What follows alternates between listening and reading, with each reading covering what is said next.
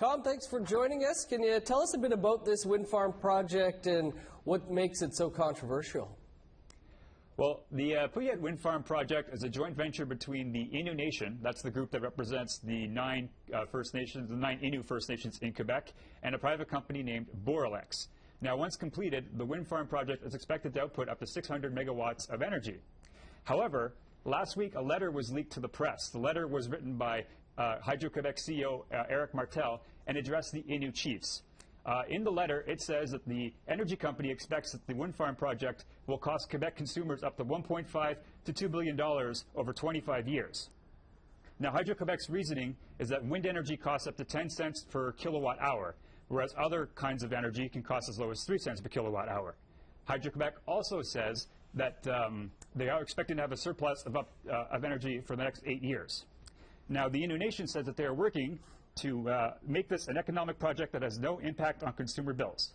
They also point to the fact that they expect that it will create 400 jobs in the region. They also say that the wind farm project will contribute to Quebec's eventual goal of having up to 4,000 megawatts of wind energy. Now, Tom, it sounds like Quebec's political leaders are weighing in. What do they have to say? Well, the CAQ, that's the Coalition Avenir du Québec, came down hard on the project, pointing towards the fact that it's going to cost more money and that there is currently an energy surplus.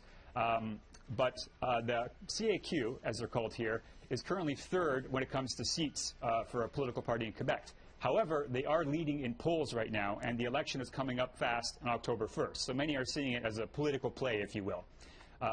Assembly of First Nations of Quebec and Labrador Chief Ghislain Picard entered the fray recently, saying that the CAQ and their leader François Legault has no business interfering in economic development when it comes to First Nations, and says that now the First Nations in Quebec know where the CAQ stands when it comes to issues such as reconciliation. Quebec incumbent Premier Philippe Couillard still says he supports the project despite the recent controversy, if you will.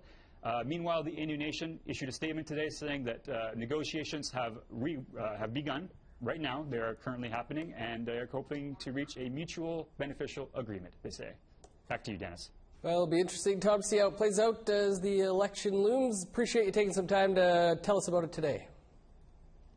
Anytime. Thanks a lot.